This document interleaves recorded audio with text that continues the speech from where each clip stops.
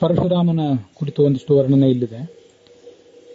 ತಂತ್ರಸಾರದಲ್ಲಿ 4ನೇ ಅಧ್ಯಾಯದಲ್ಲಿ 35ನೇ ಶ್ಲೋಕದಲ್ಲಿ ಅಂಗಾರವರ್ಣಂ ಅಭಿತೌಂಡ ಬಹಿಪ್ರಭಾವಿರ್ ವ್ಯಾಪ್ತಂ ಪರಶ್ವತ ಧನುರ್ಧರ ಮೇಕವೀರಂ ಧ್ಯಾಯೇದಯೇಷ ಪುರುಹೂತ ಮುಖೈಸ್ತುವದ್ಭಿಃ ಆವೀತಂ ಆತ್ಮಪದವೀಂ ಪ್ರತಿಪಾದಯಂತಂ. ಕೆಂಡದಂತೆ ಕೆಂಬಣ್ಣವುಳ್ಳವನು, ಬ್ರಹ್ಮಾಂಡದ ಒಳ ಹೊರಗೂ ತನ್ನ ಪ್ರಭೆಯಿಂದ ವ್ಯಾಪಿಸಿದವನು, ಬಲಗೈಯಲ್ಲಿ ಕೊಡಲಿ, ಎಡಗೈಯಲ್ಲಿ ಬಿಲ್ಲು ಇದನ್ನ ಹಿಡಿದಿದ್ದಾನೆ.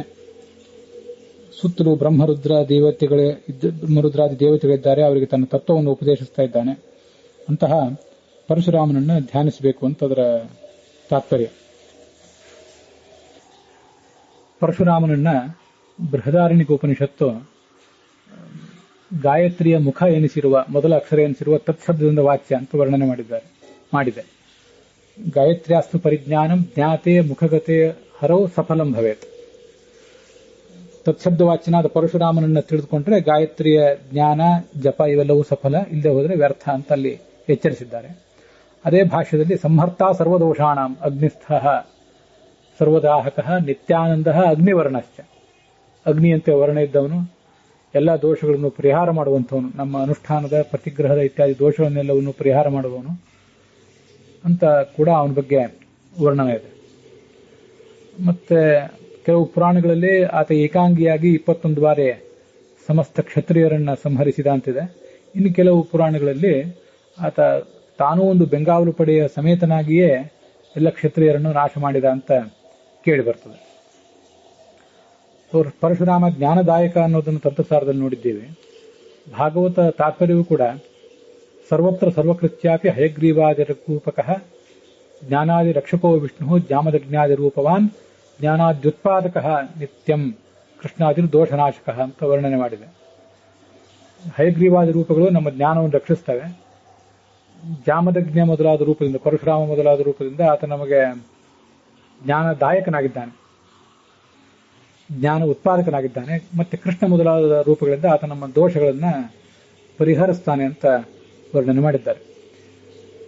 ಮತ್ತೆ ಗಾಯತ್ರಿಯ 10 ಪದಗಳು, ತತ್ ಸವಿತುರ್ ವರೆಣ್ಯಂ ಭರ್ಗಃ ದೇವಸ್ಯ ಧೀಮಹಿ ಧಿಯಃ ಯಃ ನಃ ಪ್ರಚೋದಯಾತ್ ಅಂತ 10 ಪದಗಳು. ಅಲ್ಲಿ 6ನೇ ಪದ ಧೀಮಹಿ ಎಂಬುದು. ಇದರಿಂದ ಆ ಪರಶುರಾಮ ವಾಚ್ಯನಾಗಿದ್ದಾನೆ ಅಂತ ನಾವು ತಿಳಿಬೇಕು. ಛಾಂದೋಗ್ಯ ಉಪನಿಷತ್ತಿಗೆ ಅನುಸಾರವಾಗಿ ಗಾಯತ್ರೀವಾ ಇದಂ ಸರ್ವಂ ಭೂತಂ ಯದಿದಂ ಕಿಂಚ ವಾಗ್ವಾ ಇದಂ ಸರ್ವಂ ಭೂತಂ ವಾಗ್ವೈ ಗಾಯತ್ರಿ ಅಂತೀಗೆಲ್ಲ ವರ್ಣನೆ ಇದೆ. ಮತ್ಸ್ಯಾದಿ 10 ರೂಪಗಳು ಕೂಡ ಗಾಯತ್ರಿ ನಾಮಕನಾದ ಭಗವಂತನ ರೂಪಗಳೇ ಆಗಿವೆ ಅಂತ ವರ್ಣನೆ ಮಾಡಿದ್ದಾರೆ. ಅದರ ಭಾಷ್ಯದಲ್ಲೂ ಕೂಡ ದ್ವಿತೀಯಶ್ಚೈವ ಮತ್ಸ್ಯಾದಿ ಭೂತನಾಮ ಅವತಾರಕಃ. ಗಾಯತ್ರಿ ಪ್ರತಿಪಾದ್ಯವಾದಂತಹ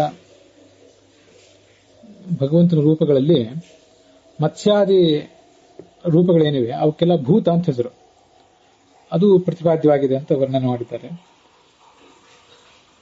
ಆದ್ರಿಂದ ಈ ಗಾಯತ್ರಿಯ 10 ಪದಗಳಿಂದ ಭಗವಂತನ 10 ರೂಪಗಳು ವರ್ಣಿತ ಆಗಿವೆ ಅಂತ ಅದನ್ನ ವ್ಯಾಖ್ಯಾನಿಸ್ತಾರೆ ಜ್ಞಾನಿಗಳು. ಹಾಗೆ ಧೀಮಹಿ ಎಂಬ 6ನೇ ಪದದಿಂದ ವಾಚ್ಯವಾದದ್ದೇ ಈ ಪರಶುರಾಮನ ರೂಪ. ಇದಲ್ಲದೆ ಐತರೇಯ ಉಪನಿಷತ್ನಲ್ಲಿ ಭಾಷ್ಯದಲ್ಲಿ ಅಧ್ಯಾತ್ಮದಲ್ಲಿ ಉಕ್ತ ಅನ್ನೋದನ್ನ ವರ್ಣನೆ ಮಾಡುವಂತಹ ಒಂದು ಪ್ರಸಂಗ. ಅಲ್ಲಿ ವಿಷ್ಣೋರ್ ವಾಗ್ ಭಾರ್ಗವೋ ರಾಮೋ ಅಂತ ವರ್ಣನೆ ಮಾಡ್ತಾರೆ. ಭಗವಂತನ ಪ್ರತಿಯೊಂದು ಅಂಗಾಂಗವೂ ಪೂರ್ಣವೇ. ಅದರಲ್ಲಿ ಮೂಗು, ಭಗವಂತನ ಮೂಗೇ ನರಸಿಂಹ, ಭಗವಂತನ ಕಣ್ಣೇ ಕಪಿಲ ಇತ್ಯಾದಿ ವರ್ಣನೆಗಳಿವೆ. ಅದರಲ್ಲಿ ಭಗವಂತನ ಮುಖವೇ ಪರಶುರಾಮ ಅಂತ ವರ್ಣನೆ ಮಾಡಿದ್ದಾರೆ. ಜೀವನ ಸ್ವರೂಪ ದೇಹ ಮತ್ತು ಬಾಹ್ಯ ದೇಹಗಳಲ್ಲಿರುವಂತಹ ಪರಶುರಾಮ ಆ ವಾಗೀಂದ್ರಿಯದಲ್ಲಿ ನೆಲೆಸಿರುವಂತಹ ವಾಗೀಂದ್ರಿಯದ ಅಭಿಮಾನಿಯಾದಂತಹ ಅಗ್ನಿ, ಆ ಅಗ್ನಿಗೆ ಜ್ಯೇಷ್ಠನಾದವನು, ಅಗ್ನಿಗಿದ್ದರೂ ಜ್ಯೇಷ್ಠನಾದವನು ಗರುಡ. ಆ ಗರುಡನನ್ನ ಏರಿ ಇದ್ದಾನೆ ಈ ಭಗವಂತ ಅಂತ ವರ್ಣನೆ ಮಾಡ್ತಾರೆ.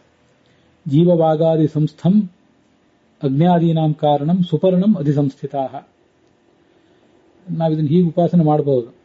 ನಮ್ಮ ಸ್ವರೂಪ ದೇಹದ ಮತ್ತು ಬಾಹ್ಯ ದೇಹದ ವಾಗೀಂದ್ರಿಯದಲ್ಲಿ ಅಗ್ನಿಯ ಅಂತರ್ಗತನಾದಂಥ ಭಾರತೀಯ ಮುಖ್ಯ ಪ್ರಾಣ ಅಂತರ್ಗತನಾದಂಥ ಗರುಡ ವಾಹನನಾದ ಪರಶುರಾಮ ಅವನನ್ನ ನಾವು ಧ್ಯಾನಿಸಬಹುದು ಈ ಒಂದು ಆಧಾರವನ್ನು ಗಮನಿಸಿದಾಗ. ಇದಲ್ಲದೆ ಮಹಾಭಾರತ ತಾತ್ಪರ್ಯ ನಿರ್ಣಯ 21ನೇ ಅಧ್ಯಾಯ 72ನೇ ಶ್ಲೋಕದಲ್ಲಿ ಯಮಸಭಾತಲೆ ರಾಮದ್ವಯ ಸುದೈವತೆ ಅಂತ ಹೀಗೆ ವರ್ಣನೆ ಮಾಡ್ತಾರೆ.